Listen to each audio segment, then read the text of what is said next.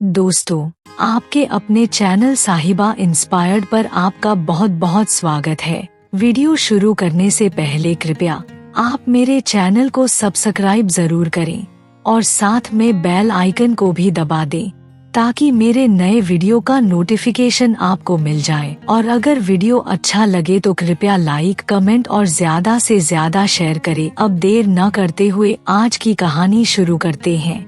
दोस्तों, मनुष्य हमेशा से पैसा कमाने की फिराक में रहता है और पैसे को हासिल करने के लिए वो किसी भी हद तक चला जाता है।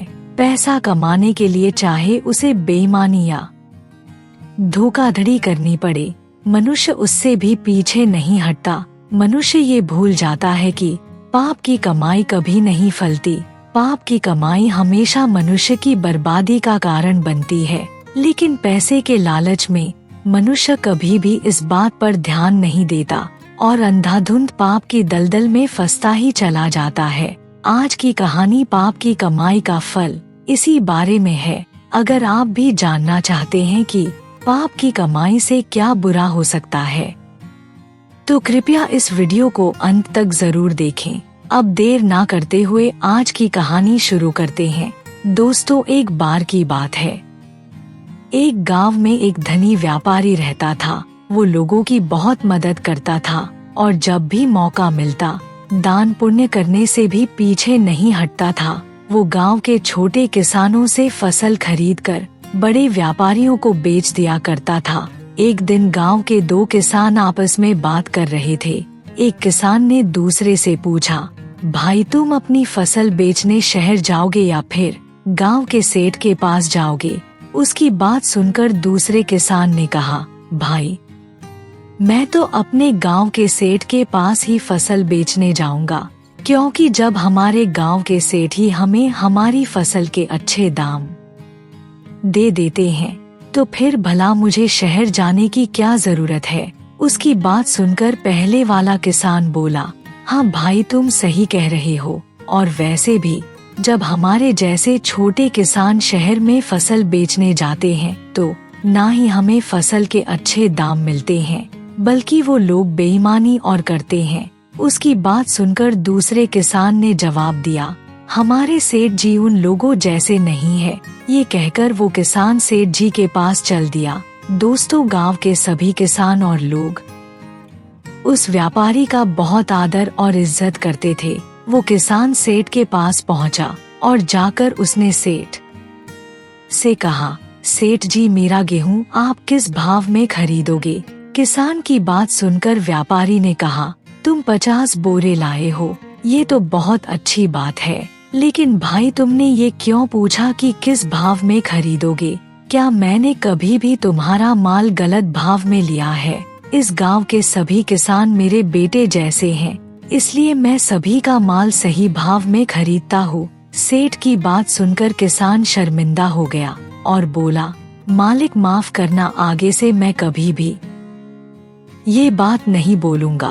फिर उस किसान ने गेहूं के सभी बोरे बैलगाड़ी से उतार दिए और फिर सेठ से पैसे लेकर अपने घर की तरफ चल दिया। व्यापारी को दुकान पर खड़े खड़े शाम हो गई थी, इसलिए उसने मुनीम से कहा, मुनीम जी ये सभी गेहूं के बोरे गोदाम के अंदर रखवा देना, क्योंकि मुझे मौसम कुछ ठीक नहीं लग रहा। ऐसा लग रहा है कि बारिश आने वाली है।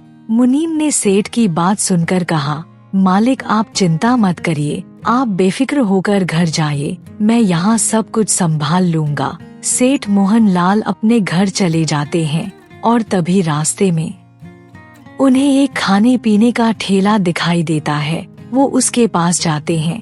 सेठ जी ने ठेले वाले से कहा, भैया एक प्लेट समोसे देना, क्योंकि तुम्हारे जैसे समोसे इस गांव में कोई नहीं बनाता। ठेले वाले ने सेठ की बात सुनकर कहा, मालिक ये तो आपका बड़पन है। ये कहकर उसने सेठ को समोसे की प्लेट दे दी। सेठ ने प्लेट ली और समोसे खाने शुरू कर दिए। सेठ ने समोसे खाकर ठेले वाले से कहा, ये लो भाई अपने समोसे के पैसे। ठेले वाले ने उसकी बात सुनकर कहा, मालिक मैं आपसे पैसे कैसे ले सकता हूँ, क्योंकि आप तो हमारे गांव के मालिक हो।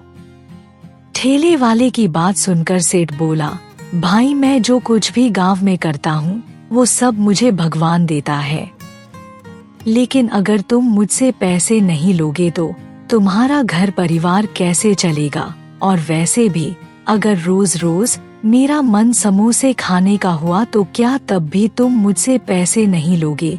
ये कहकर सेठ ने उसे पैसे दे दिए। सेठ मोहन लाल ठेले वाले को पैसे देने के बाद अपने घर की तरफ चले जाते हैं।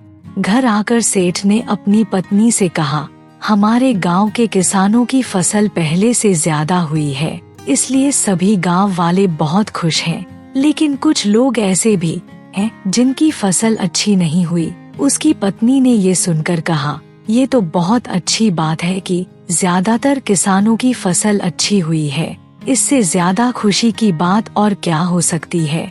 फिर उसने सेठ से कहा, मैं छत से सूखे हुए कपड़े उतारने जा रही हूँ, आप बैठिए मैं अभी आती हूँ। सेठ ने उसकी बात सुनकर कहा, हाँ तुम जल्दी से जाओ, और वैसे भी मौसम बहुत खराब हो रहा है, इससे पहले आंधी तूफान शुरू हो जाए और कपड़े उड़ाकर अपने साथ ले जाए, तुम जाकर उन्हें नीचे उतार लो। सेठ का अनुमान सही था। उस रात बहुत तेज आंधी तूफान आया, जिस कारण गांव वालों के खेतों में खड़ी हुई फसलें खराब हो गई। अगले दिन एक किसान सेठ मोहन लाल के पास आया और रोता हुआ बोला, मालिक कल रात तेज आंधी तूफान आया, जिसके कारण मेरे खेतों में पानी भर गया और मेरी सारी फसल खराब हो गई। अगर आप मुझे कुछ पैसे दे दोगे तो मेरे घर का चूल्हा जल पाएगा। सेठ ने उसकी बात सुनकर कहा, क्यों नहीं भाई, मैं तुम्हें पैसे जरूर दूंगा, और वैसे भी जब भगवान ने मुझे इतना सब कुछ दिया है तो क्या मेरा इतना भी फर्ज नहीं बनता कि मैं तुम लोगों की मदद कर सकूं। ये कहकर सेठ ने मुनीम से कहा, मुनीम जी इस भाई को 500 रुपए दे दो और इसे धर्म खाते में लिख देना। घर जाकर सेठ ने अपनी पत्नी से कहा, कल रात आए आंधी तूफान की वजह से गांव वालों का बहुत नुकसान हो गया है, जिसके कारण लोगों को बहुत कठिनाई आ रही है। सेठ की बात सुनकर उसकी पत्नी ने कहा, इस बात का तो मुझे भी बहुत दुख है, लेकिन क्या करें, प्रकृति के आगे तो सभी मजबूर हैं, इसमें हम लोग कुछ भी नहीं कर सकते। अब जैसी ऊपर वाले की मर्जी है उसे कोई नहीं रोक सकता। सेठ ने उसकी बात सुनकर कहा, लेकिन हम गरीब लोगों के लिए उनके खाने पीने की चीजों और उनकी जरूरत का सामान देकर उनकी थोड़ी बहुत तो मदद कर सकते हैं। सेठ की बात सुनकर उसकी पत्नी बहुत खुश हुई और बोली, ये तो आपने बहुत अच्छी बात कही है, आप एक काम करिए, गांव में मुनादी करवा दीजिए कि जिसको किसी भी चीज की जरूरत है वो आपके पास आए। अगले दिन सेठ मोहन लाल ने गांव में मुनादी करवा दी। जब गांव वालों ने ये सुना तो वो बहुत खुश हुए और अगले दिन सभी सेठ के घर गए। वहाँ पर सेठ ने उनके खाने का इंतजाम किया हुआ था। सब ने वहाँ बैठकर भरपेट खाना खाया और फिर कतार में लगकर जरूरत की अन्य चीजों को भी लिया। गांव वाले सेठ की दरियादिली देखकर बहुत खुश हुए और आपस में बातें करने लगे। अगर सेठ जी ना होते तो हम लोगों को भूखा मरना पड़ता, लेकिन भगवान का शुक्र है हमारे सेठ जी के होते हुए हमें इन मुसीबत का सामना नहीं करना पड़ा। और वैसे भी आजकल मतलब की दुनिया में कौन किसी की मदद करता है। वो सभी लोग इस तरह सेठ जी के बारे में तारीफ कर रहे थे। और अगले दिन मुनीम जी सेठ जी के घर गए और सेठ से कहा, मालिक गांव के सभी लोग आपको दुआएं दे रहे हैं और आपकी तारीफ कर रहे हैं। आप गांव के लोगों के लिए इतना कुछ करते हैं। सेठ जी आप सचमुच बहुत महान है, वरना आज के समय में कोई भी व्यक्ति इतना नहीं सोचता। सेठ ने मुनीम की बात सुनकर कहा, मुनीम जी ऐसे समय में लोगों को एक दूसरे के काम आना चाहिए, तभी ये दुनिया चल सकती है, वरना इस दुनिया में तो सभी लोग बेईमानी ही करते हैं। रात के समय सेठ जी अपने कमरे में आराम कर रहे थे, तभी उन्हें एक सपना आया जिसमें उन्होंने देखा कि उन्हें कहीं से पैसों से भरा हुआ एक बैग मिला। बैग में इतने पैसे थे जिससे उनकी 2 पीढ़ियों को कुछ करना ना पड़ता। लेकिन जब सेठ पैसे को हाथ लगाने लगा तो तभी वहाँ एक महात्मा आ गए। उन्होंने सेठ से कहा, ये सही बात नहीं है, तुम बिना सोचे समझे इसको हाथ लगा रहे हो। कम से कम ये बात तो जान लेते कि ये पैसा आया कहाँ से है। ये पैसा मेहनत का है या बेईमानी का, ये तुम्हारे लिए शुभ होगा या अशुभ। कहीं ऐसा ना हो इन पैसों को अपने पास रखकर तुम्हें पूरी जिंदगी पछतावा हो। सेठ ने महात्मा से कहा, पैसा तो पैसा होता है, वो चाहे मेहनत का हो या बेईमानी का, इससे क्या फर्क पड़ता है। ये कैसा पैसा है, मुझे इससे क्या लेना देना। ऐसे में सेठ को महात्मा ने समझाया, सेठ तू तो ईमानदार व्यक्ति है, फिर ये बेईमानी का पैसा अपने पास क्यों रखना चाहता है। मैं कहता हूँ तुम इन पैसों को हाथ मत लगाओ। सेठ जी ने महात्मा की एक बात नहीं मानी और कहा, घर आई लक्ष्मी को भला कौन छोड़ता है। इन पैसों से मेरे बच्चे अच्छी तरह जिंदगी बिता लेंगे। सेठ की बात सुनकर महात्मा ने फिर समझाते हुए कहा, हो सकता है ये किसी के पाप की कमाई हो, कहीं तुम्हारे साथ इसके कारण कुछ उल्टा ना हो जाए, इसलिए तू अभी भी पैसों का मोह छोड़ दे, क्योंकि इसी पैसे के कारण पूरी दुनिया में अशांति है।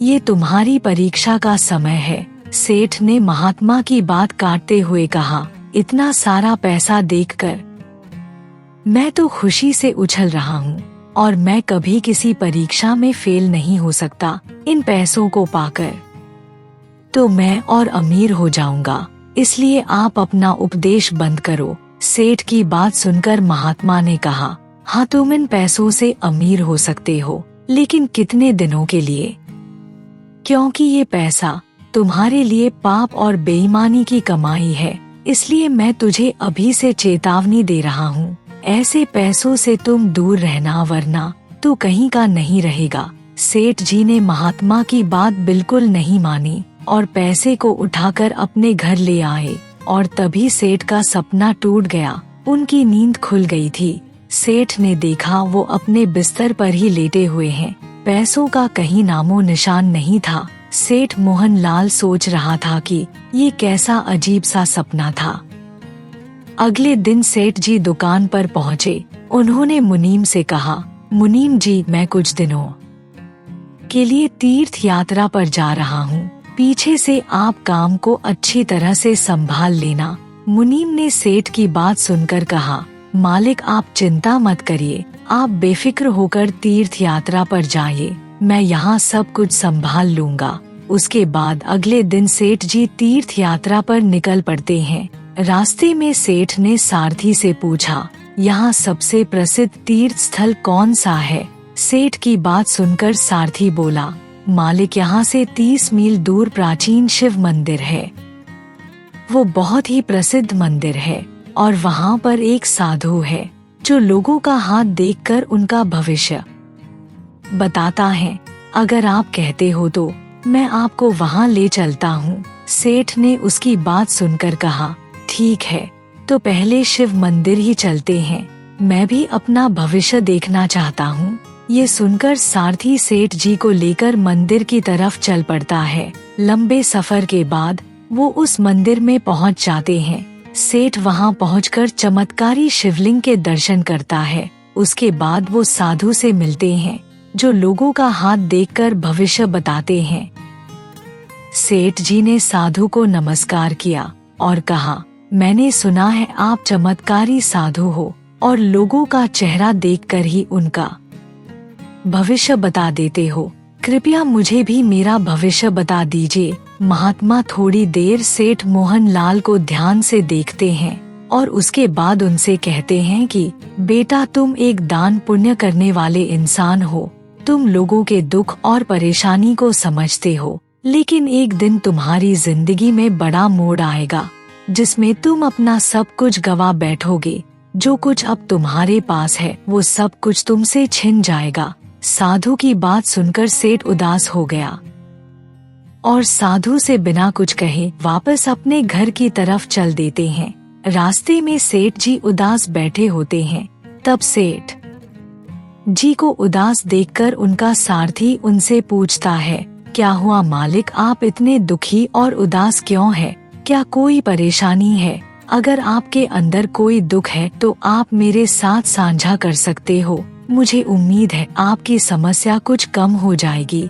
सारथी की बात सुनकर सेठ ने कहा, जब मैं साधु से अपना भविष्य पूछने गया था तब उन्होंने कहा कि मैं बहुत ही जल्दी बर्बाद हो जाऊंगा, मेरा सब कुछ खत्म हो जाएगा। ये बात सुनकर सारथी बोला, सेठ जी आप किस तरह की बात कर रहे हैं? भला आप जैसे दानी आदमी के साथ ऐसा क्यों होगा? आप तो पूरे गांव वालों के लिए इतना कुछ करते हो। मुझे लगता है उस साधु से कुछ गलती हो गई है। वो दोनों इस तरह आपस में बातें करते हुए गांव की तरफ जा रहे थे। तभी सारथी को रास्ते में एक पोटली नजर आई। सेठ का सारथी जो बैलगाड़ी चला रहा था, उसने बैलगाड़ी को रोककर पोटली को उठा लिया और सेठ को देते हुए कहा, मालिक ये पोटली रास्ते में पड़ी हुई थी, शायद गलती से किसी की गिर गई होगी। आप इसे संभाल कर अपने पास रख लीजिए, जिस किसी की भी होगी वो उसे आकर आपसे वापस ले जाएगा। सेठ को पोटली देकर सारथी बैलगाड़ी चलाने लगता है। थोड़ी ही देर में दोनों घर पहुंच जाते हैं। तभी सेठ मोहन लाल के पास एक छोटा व्यापारी आया और बोला, मालिक मैं अपने पूर्वजों की जमीन जायदाद बेचकर व्यापार करने की सोच रहा था। जब मैं सब कुछ बेचकर पैसों की पोटली लेकर आ रहा था तभी मेरी पोटली रास्ते में कहीं गिर गई। मेरा सब कुछ उस पोटली में था। अब मेरे पास कुछ भी नहीं बचा, इसलिए अगर आप मुझे कुछ पैसे उधार दे दोगे तो आपकी बहुत मेहरबानी होगी। सेठ व्यापारी की बात सुनकर समझ गया कि जो पोटली उन्हें मिली है वो पैसों से भरी हुई है और इसी व्यापारी की है। वो छोटा व्यापारी बहुत ही बेईमान था, लेकिन पैसे का नाम सुनकर सेठ मोहन लाल के मन में भी लालच आ गया। उन्होंने छोटे व्यापारी से कहा, हाँ मैं तुम्हें पैसे जरूर दूंगा और जब तुम्हारे पास पैसे आए तब मुझे वापस कर देना। मुझे तुमसे कुछ भी ब्याज नहीं चाहिए। वो छोटा व्यापारी सेठ से पैसे लेकर चला गया। उसी रात सेठ को फिर दोबारा सपना आया और सपने में महात्मा जी आए। उन्होंने सेठ से कहा, सेठ जी ये आपने क्या किया? एक छोटे व्यापारी का पैसा बेईमानी से अपने पास रख लिया, इसका नतीजा बहुत ही खतरनाक होगा। महात्मा ने सेठ को बहुत समझाया कि तुम भगवान को मानने वाले ईमानदार और दानी व्यक्ति हो, इसलिए जिसका पैसा है उसे वापस कर दो। अगर नहीं किया तो उसका परिणाम भुगतने के लिए तैयार रहो। लेकिन सेठ ने आज फिर महात्मा की बात नहीं मानी। सेठ तो पैसे पाकर बहुत खुश था। उसके बाद तो सेठ अपने शौक पूरे करने लग गया। पैसों की पोटली आने के बाद सेठ अब हर समय बेईमानी की ही बातें सोचने लगा और बुरी संगत में पड़ गया, जिसके कारण गांव में उनका सम्मान भी कम हो गया। सेठ जी को अब अपने पैसे का घमंड भी हो गया था। लेकिन दोस्तों कहते हैं ना, बेईमानी से कमाया गया पैसा ज्यादा देर नहीं रहता, वो अपने साथ मनुष्य की बर्बादी भी लेकर आता है। एक दिन सेठ के गोदाम में आग लग गई। गोदाम में रखा हुआ सारा अनाज जलकर राख हो गया। सेठ ये देखकर सर पर हाथ रखकर बैठ गया और जोर जोर से रोने लगा और बोला, हे भगवान ये क्या हो गया? वो आसपास के लोगों को आग बुझाने के लिए बुलाने लगा।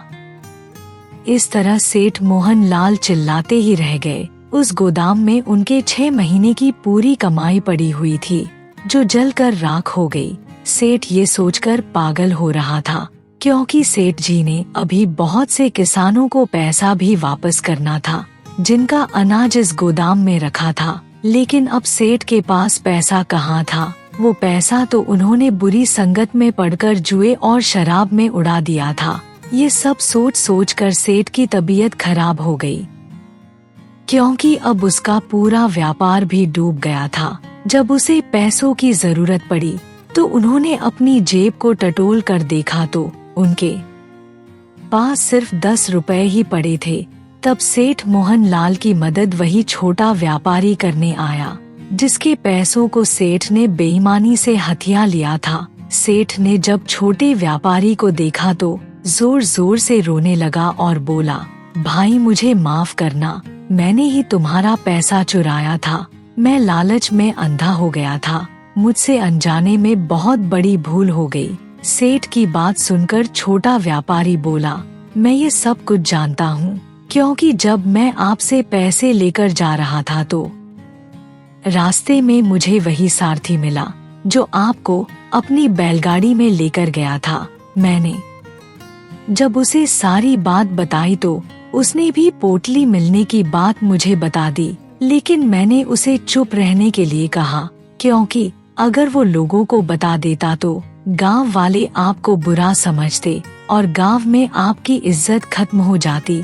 सेठ को उसकी बात सुनकर बहुत पछतावा हुआ। उसने कसम खाई कि अब बेईमानी का पैसा कभी नहीं कमाऊंगा। उसके बाद सेठ ने ईमानदारी से अपना काम दोबारा शुरू किया और फिर कुछ सालों के अंदर ही अपना व्यापार दोबारा से खड़ा कर लिया। दोस्तों, बुजुर्ग सही कहते थे कि बेईमानी और पाप की कमाई का पैसा लंबे समय तक नहीं रहता, और जितना आपने बेईमानी से कमाया है उसके साथ साथ वो आपका मेहनत का पैसा भी ले जाता है। दोस्तों, इस कहानी से हमें ये शिक्षा मिलती है कि हमें जीवन में कभी भी बेईमानी से पैसा नहीं कमाना चाहिए, क्योंकि पाप की कमाई कभी नहीं चलती। वो बेईमानी के पैसे के साथ साथ आपके जीवन भर की पूंजी भी ले जाती है।